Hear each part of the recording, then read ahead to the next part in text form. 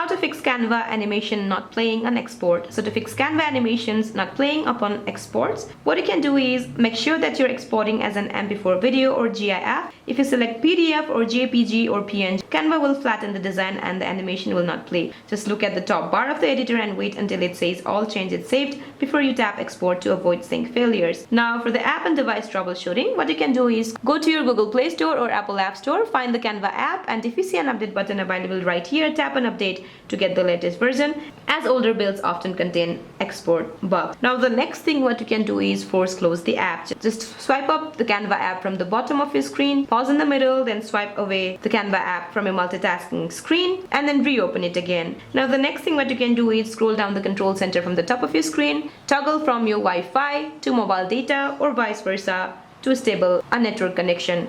So that's it for this video, guys. I hope this video is helpful. Please don't forget to like and subscribe. See you in my next video.